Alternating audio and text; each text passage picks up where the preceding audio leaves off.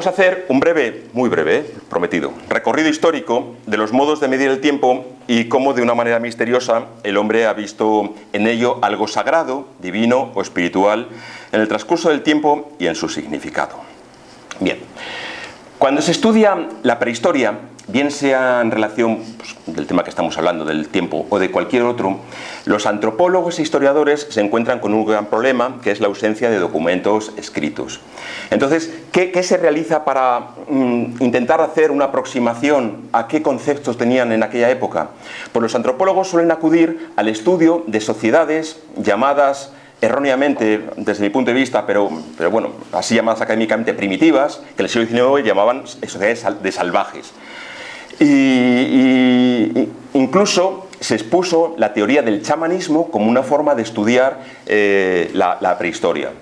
Chamanismo cuando se vio que chamanes de Siberia, del Amazonas, de Oceanía, tenían unos rasgos en común que servían pues, para sacar determinadas nociones, que servían pues, para acercarse a los conceptos que eran objeto de estudio en esas sociedades donde no existen documentos escritos. En todo caso, es un hecho que en las comunidades prehistóricas el ser humano se debía de maravillar ante la contemplación de los ciclos de la naturaleza. Claro, no había televisión, no había Facebook, no había... Entonces, ¿qué hacían? Pues contemplar. Y bueno, pues observa que efectivamente el día sigue a la noche, el verano al invierno, con sus estaciones intermedias, la luna marca su ciclo, las estrellas también. Esas observaciones, a falta de una explicación científica, al menos como la entendemos hoy día, hizo individuos sabios, con su experiencia basada en la observación. Y es que una persona puede ser sabia sin tener títulos académicos, directamente reflexionando, valorando y observando. Y esta sabiduría se empezó a transmitir de mayores a jóvenes, o en todo caso a jóvenes que querían escucharles. Ante el misterio, que muchas veces está más allá de lo evidente, y es que la espiritualidad de una forma misteriosa comenzaba a trabajar poco a poco a favor del progreso.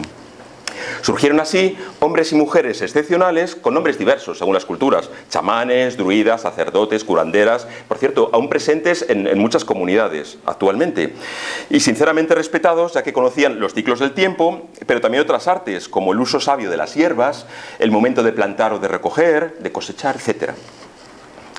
Bien, el tiempo, nunca mejor dicho, pasa y llegan las primeras civilizaciones y con ellas los primeros documentos escritos que han permitido a los historiadores afirmar que la historia de la medición del tiempo empezó ya por el 2400 a.C. aproximadamente. Los escribas sumerios ya utilizaban un calendario, dividieron el año en 12 meses y estos en días. Se especula si los zigurats, este tipo de edificaciones, aparte de auténticos observatorios astronómicos, eran construcciones cuyos escalones servirían para visualizar las horas mediante el recuento de los peldaños que estaban oscurecidos por la sombra de sus propios bordes. Esta foto está tomada en la isla Elefantina, en medio del Nilo, en Egipto, y muestra una serie de muescas realizadas para medir las crecidas del río Nilo. Y es que se dice que el verdadero poder del faraón era el de tener el conocimiento de las crecidas y los descensos del río Nilo. Eso era un misterio secreto, y gracias a ese conocimiento sabían cuándo sembrar y cuándo recoger.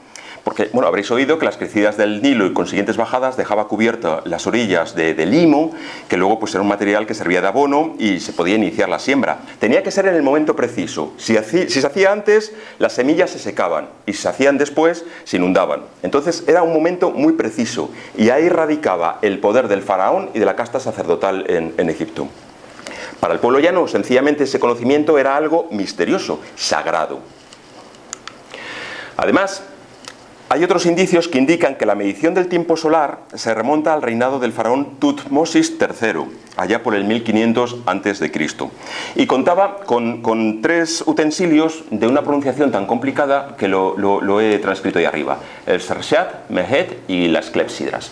El Sershat sirve para medir el día para medir el tiempo durante el día, puesto que no era otra cosa que una especie de reloj solar. No es como los más avanzados que conocemos ahora, pero bueno, era una plomada con un mango de madera que funcionaba pues a la hora a medida que el sol iba recorriendo el espacio celeste. El Mejet, por su parte, se utilizaba durante la noche porque era lo mismo, otro tipo de plomada que se alineaba con la estrella polar e indicaba en qué momento de la noche se encontraban. Y por último, la clepsidra, que es algo pues bastante original, era una vasija de barro con una determinada capacidad de agua, a la cual se le había practicado un orificio de un tamaño tal que permitía la salida del agua a una velocidad. Por dentro tenía una serie de incisos que permitía marcar los movimientos temporales. Estos tres elementos normalmente los utilizaba la casta sacerdotal para marcar los momentos de adoración en los diferentes templos. Tenía un uso, digamos, religioso, un uso sagrado. Y en Grecia, bueno, pues si creemos a Heródoto, la medida del tiempo estaba dividida en 12 partes porque se habría copiado en Grecia de los babilonios. Y como la duración del día variaba según fuese invierno o verano, las horas tenían una duración diferente. No eran 60 minutos como las nuestras, sino que cogías un día, fuese la duración que fuese, se dividía en 12, y cada uno suponía una hora. Es en Grecia, por cierto, donde surge el término hora como medida del tiempo. Las horas representan a las 12 hermanas, hijas de Zeus y Temis. Todas ellas se encargaban del orden de la naturaleza y de la fertilidad de la tierra.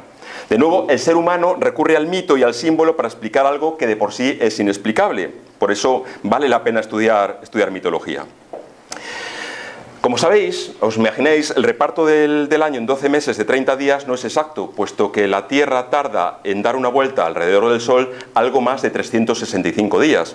Entonces, habría un desajuste un año tras otro, de forma que el verano no llegaría el 21 de junio, sino antes, etc.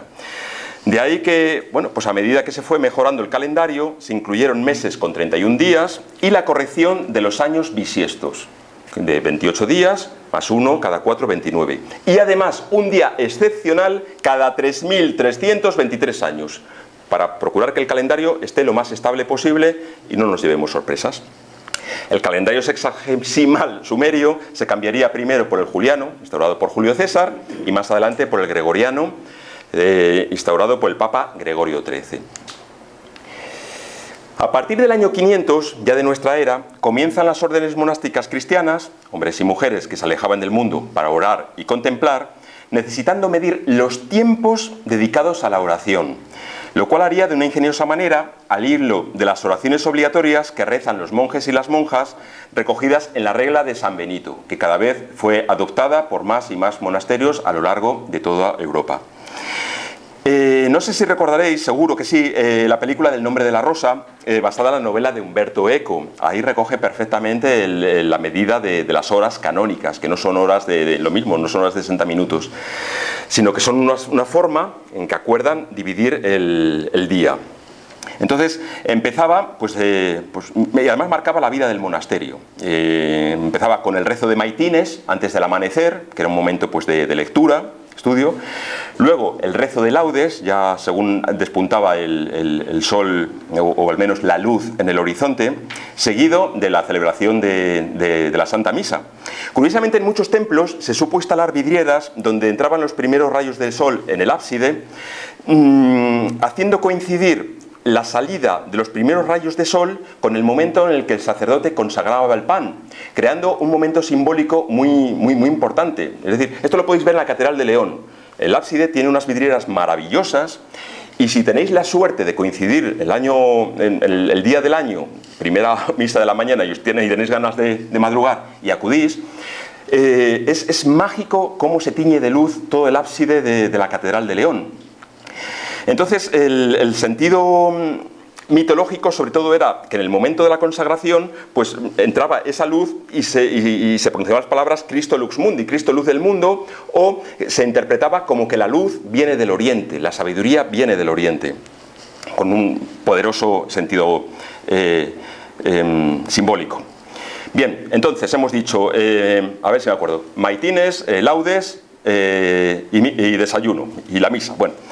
Y comienza el día dividido en tres: hora tercia, hora sexta y hora nona, cada uno con sus propios rezos. Y entre una hora y otra es momento de trabajo, bien sea pues en la biblioteca del monasterio, en la huerta o en lo que hiciesen. Normalmente, si eran copistas, copiando los libros.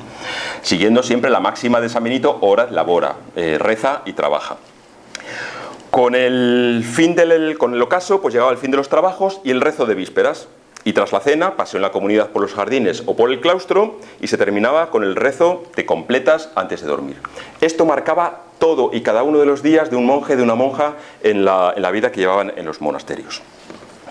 Y es una forma curiosa de repartir el día, de medir el tiempo. El pueblo secular, es decir, los no religiosos, pues no tenían esa complicación, se bastaban con regir su vida según el sol, trabajaban de sol a sol, comían cuando tenían hambre y como mucho los más piadosos, a eso de las 12 de la mañana, cuando el sol estaba más en lo alto, rezaban el Ángelus. Así era la vida en la baja y en la alta Edad Media.